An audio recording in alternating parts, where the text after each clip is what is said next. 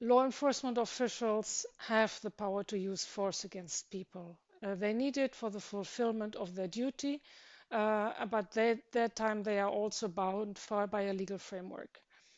They cannot use force at their will and their discretion. They need to respect that legal framework.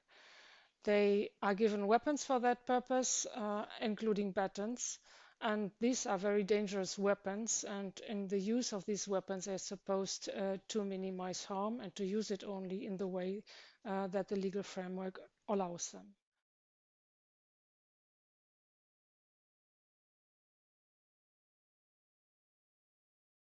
We often see that they use batons in disrespect of this legal framework. It is frequently that they use batons for punishment. We have seen that, for instance, during the last year and during the pandemic of COVID-19, that they used batons to punish people for disrespecting regulations covering the pandemic.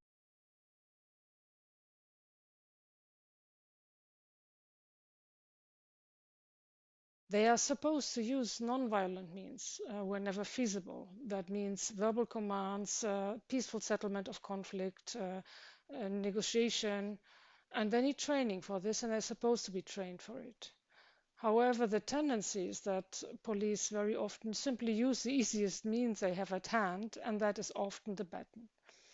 We see that, for instance, in the dispersal of protests.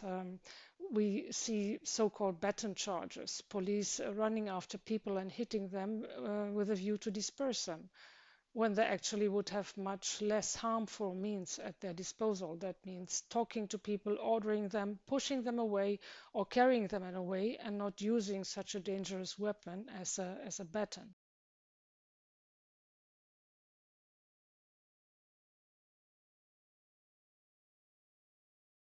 They are also supposed not to cause more harm than the harm they want to prevent.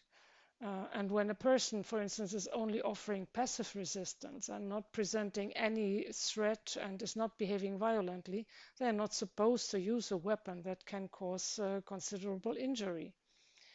And that means they are not supposed to use a baton against a person passively resisting. They are also not supposed to put life at risk. Only if another life is in danger can they use force that is likely to put the life of the person at risk.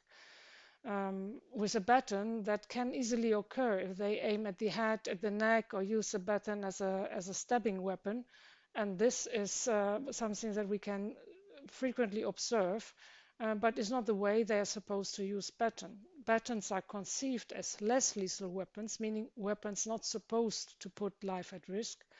And it is crucial that the command leadership instructs law enforcement officials that they are not supposed to use weapon in this way, like hitting at the neck or at the head or the spine, where they can cause considerable, including life-threatening injury.